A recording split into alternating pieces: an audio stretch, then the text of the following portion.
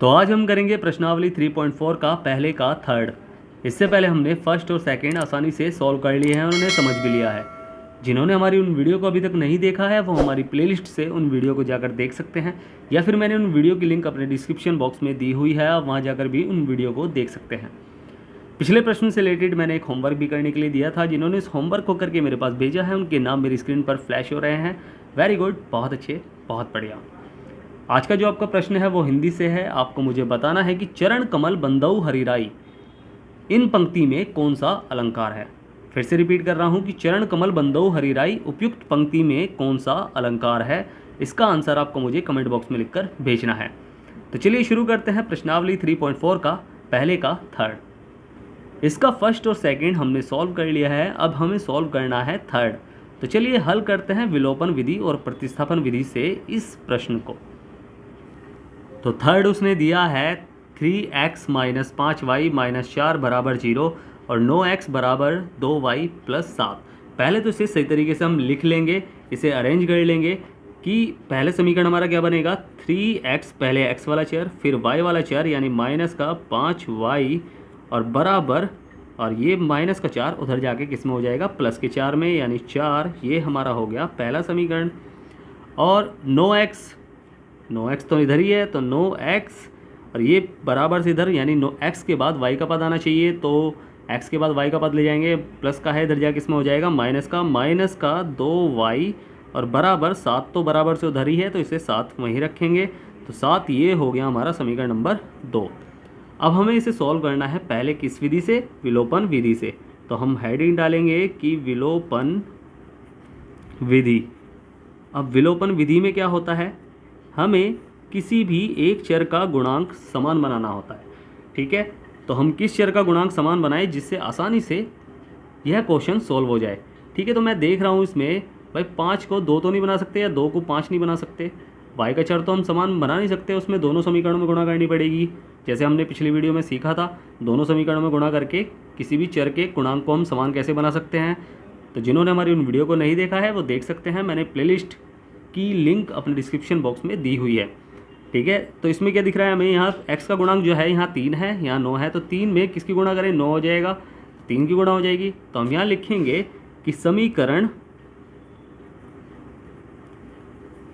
1 में किसकी गुणा करने पर, 3 की गुणा करने पर, जब हम 3 की गुणा कर देंगे समीकरण नंबर 1 में, तो 3 × 3x - 3 × 5y और बराबर 3 × 4। यही तो होगा। अब इसमें क्या करेंगे, 3 तिया 9x - 5 तिया 15y बराबर 4 तिया 12। ये हमारा हो गया समीकरण नंबर 3। और ये 3 हमने किससे बनाया, ये समीकरण नंबर 1 से बनाया। तो 1 को तो हम भूल जाएंगे, हमें 2 और 3 को सॉल्व करना है।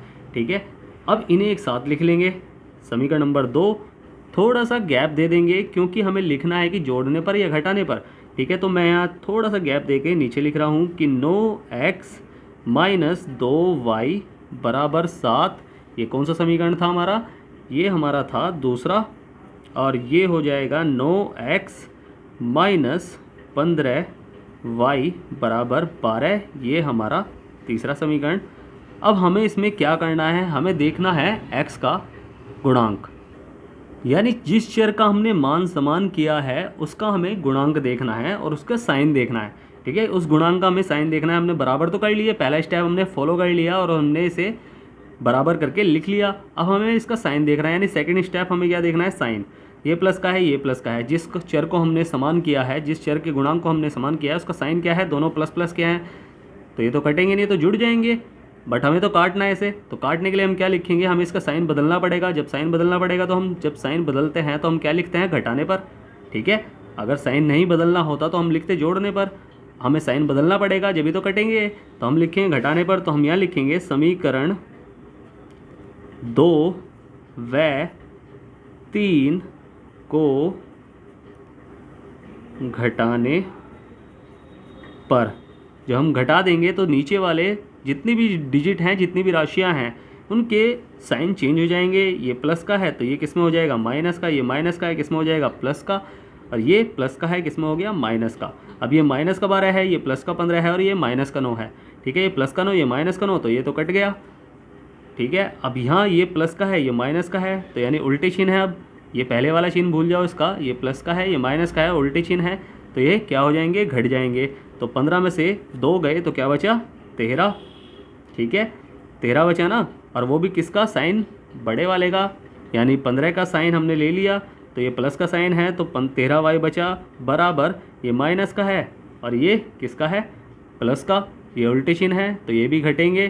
तो 7 8 9 10 11 12 यानी 5 बचा, वो भी माइनस का, क्योंकि माइनस का 12 बड़ा है, मतलब 12 बड़ा है उसके साथ किसका साइन है माइनस का, तो माइनस का 5 बचा। तो y का मान कितना आया, y बराबर माइनस का 5/13, ये हमारा y का मान निकल गया।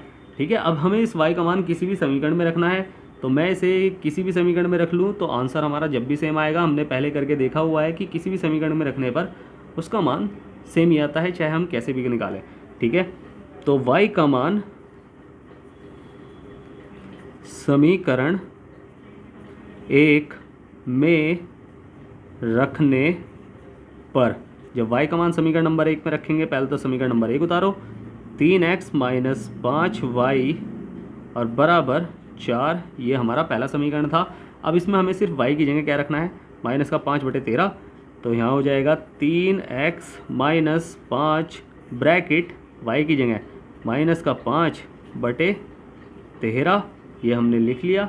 ठीक है, और ब्रैकेट बंद, y की जगह लिख दिया ना हमने, तो y तो लिखना है नहीं, और उसके बाद आ गया 4 आ गया। अब हमें सिर्फ गुणा करनी है अंदर, तो क्या हो जाएगा 3x minus minus minus plus हो जाएगा। ठीक है, माइनस का 5 और माइनस का 5 दोनों प्लस का 5 पंजे 25/13।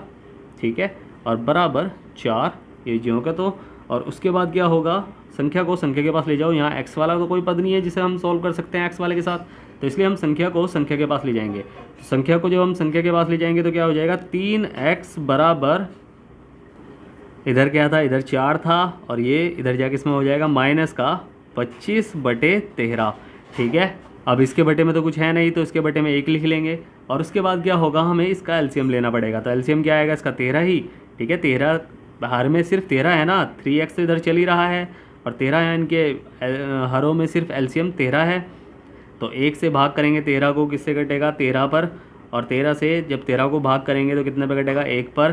तो 13 26 39 13 चौका 52, तो 52 माइनस 25 एकम 25, यानी 25 के 1 में गुणा 25 एकम 25। अब 3x बराबर, अब जब हम 52 में से 25 घटाएंगे तो उसमें से आएगा 27/13।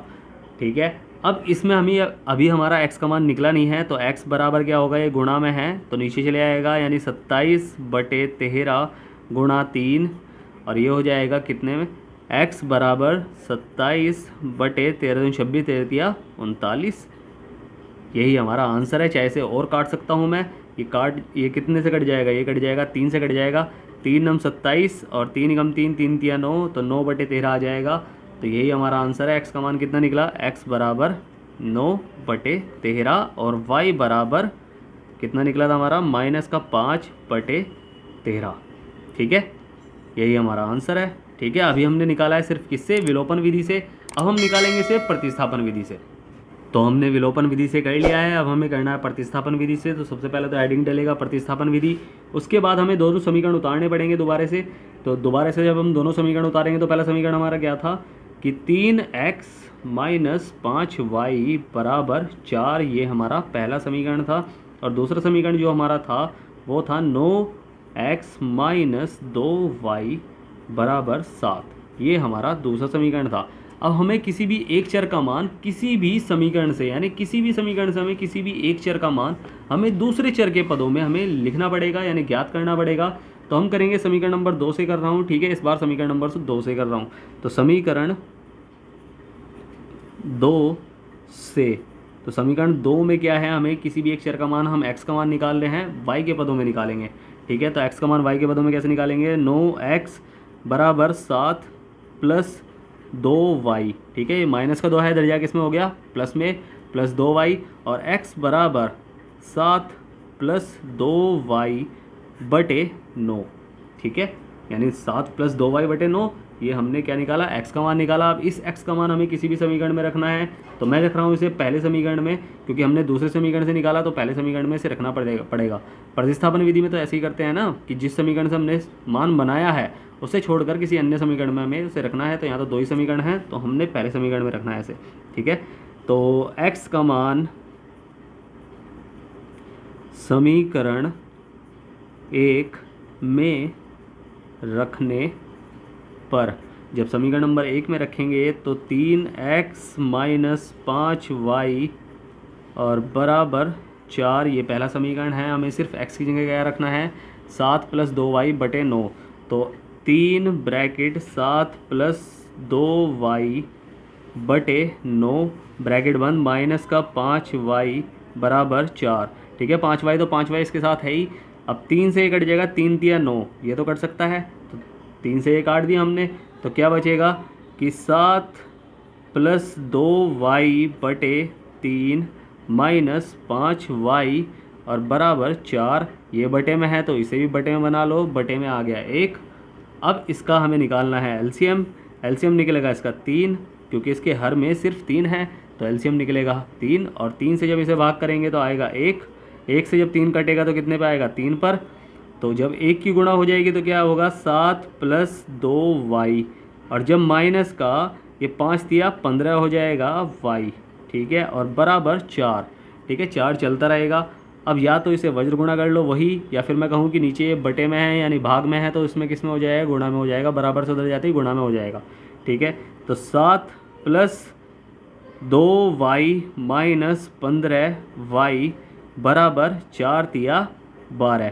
ठीक है, 4 की सीधा गुणा कर रहा हूँ मैं, 4 तिया 12। अब 12 हो गया। अब हमें y के पद को y के पद के साथ सॉल्व करना है और संख्या को संख्या के पास ले जाना है। ये माइनस का है, ये प्लस का है, तो यानी चिन्ह उल्टे हैं। तो हम क्या करते हैं, घटाते हैं ना, तो इसमें हम घटाएंगे। तो 15 में से 2 गए तो कितना बचा, 13, वो भी माइनस का, क्योंकि 15 बड़ा है। तो 13y बराबर 12, ये प्लस का है, इधर जाके इसमें हो गया माइनस का 7। ठीक है, अब माइनस का 13y बराबर 12 में से 7 गए, भाई 12 में से 7 गए, 7 8 9 10 11 12, यानी बचा 5। और 5 किसका, यानी प्लस का, तो प्लस का 5 बचा, क्योंकि 12 बड़ा है ना, तो 5 बचा प्लस का। अब ये माइनस का 13y है, हमें क्या करना है, जिसका मान हमें निकालना है उसे एक तो प्लस में रखना है, या फिर मैं इसे दूसरे तरीके से भी कर सकता हूँ, बट जो आपको मैंने बताया हुआ है मैं सिर्फ वैसे ही कर रहा हूँ, क्योंकि फिर आपका माइंड में बहुत सारी चीज़ चल जाएंगी। ठीक है, कि ये भी मेथड है, ये भी मेथड है, ऐसा कुछ नहीं है, एक ही मेथड से करो। ठीक है, तो ये इधर ले जाऊँ और ये इधर ले जाऊँ, तो ये हो जाएगा 5, इधर आ जाएगा, तो ये हो जाएगा माइनस का 5, और ये माइनस का 13 है, तो उधर जाके इसमें हो जाएगा प्लस के 13 में। ठीक है, 13y हो जाएगा ये। अब आराम से y का मान निकल जाएगा। तो y का मान क्या निकल के आएगा, y बराबर ये माइनस का 5 है और बटे में ये गुणा में है, इधर जाके इसमें हो जाएगा भाग में, तो बटे 13। y का मान कितना आया, माइनस का 5 बटे 13। अब इस y का मान हमें किसी भी समीकरण में रखना है, किसी भी समीकरण में रख लो। ठीक है, तो y का मान समीकरण जिसमें आसान लग रहा हो उसमें रख लो। ठीक है, तो मैं सीधा किस में रखूँ, किसी में भी रख सकता हूँ, चलो दूसरे में रख लेता हूँ। तो y का मान समीकरण नंबर 2 में रखने पर, जब y का मान समीकरण नंबर 2 में रखेंगे हम, तो समीकरण नंबर 2 उतारो क्या है, 9x माइनस 2y बराबर 7। अब 2 में रखेंगे y की जगह हमें क्या रखना है, माइनस का 5 बटे 13, तो 9x माइनस का 2 गुणा माइनस का 5 बटे 13 और बराबर 7। ठीक है, 5 दूनी 10 हो जाएगा और ये प्लस का हो जाएगा, तो 9x माइनस नहीं प्लस 5 दूनी 10, क्योंकि माइनस माइनस प्लस गुणा हो रही है ना, देखो गुणा हो रही है यहाँ। ठीक है, गुणा हो रही है तो हम चिन्ह को माइनस माइनस प्लस कर लेंगे। 10 5 दूनी 10 बटे 13 और बराबर 7। अब संख्या को संख्या के पास ले जाओ, तो संख्या को संख्या के पास ले जाएंगे तो क्या हो जाएगा, 9x बराबर 7 माइनस 10 बटे 13। ये बटे में है मगर ये बटे में नहीं है, तो जब भी सॉल्व हो सकता है ना जब दोनों बटे में हो। ठीक है, दूसरा तरीका इसका एक और है। ठीक है, एक और तरीका क्या है इसका, कि अगर ये यहाँ मैं कहूँ कि यहाँ है नहीं है, ठीक है, ये लिखा है 7 माइनस 10 बटे 13, तो 13 से 7 की गुणा कर लो, 13 सत्ते 91 और माइनस का 10 घटाएंगे तो क्या आएगा, 91 में से 10 घटाएंगे तो आएगा 81, यानी 13 सत्ते 91, 91 में से 10 गए तो क्या आया, 81 आया, 81 यानी 81/13 आएगा यहाँ। बट इसे अगर आपको कंफर्म करना है तो और एलसीएम लेके कर लो, तो 13 एलसीएम आया, तो 13 एलसीएम आया तो हमने क्या करा, 1 की 13 में गुणा करी, भाग करी तो 13 आएगा, और 13 से 13 कटेगा तो 1 पे कटेगा, 13 सत्ते 91 आएगा, 91 माइनस 10, ये तो करा हमने, और 9x यहाँ चल ही रहा है अभी, ठीक है।